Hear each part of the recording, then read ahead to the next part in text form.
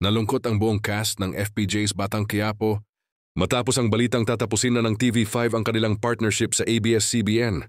Ang naturang deal ay nagbibigay ng airing rights sa TV5 para sa mga programa ng ABS-CBN, kabilang ang sikat na serye ni Coco Martin. Marami sa mga artista at crew ang nag-aalala sa kanilang trabaho at sa patuloy na airing ng palabas. Ayon sa ABS-CBN, nakatanggap sila ng formal notice mula sa TV5 ng termination ng TV Content Supply Agreement. Tinukoy ng network na ang pagkakautang sa revenue share ay isa sa mga dahilan ng pagkakansela ng deal na tinatayang umabot sa halos 1 bilyon. Dahil dito hindi na makakatiyak ang cast at production team kung patuloy na mapapanood ang Batang Quiapo sa TV5 simula Enero 2026.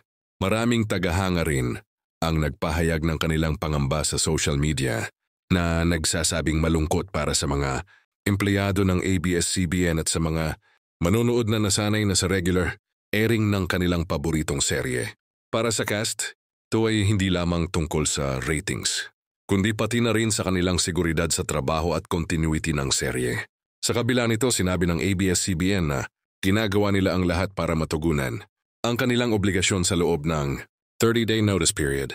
Nangako rin sila na patuloy na hahanapin ang paraan upang mapanatili ang airing ng kanilang programa, kung hindi sa TV5 baka sa ibang channel o platform.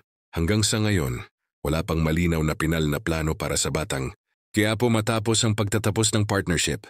Patuloy kong mga fans at casters na pagbabantay sa developments, umaasang magkakaroon ng solusyon upang maipagpatuloy ang kanilang paboritong serye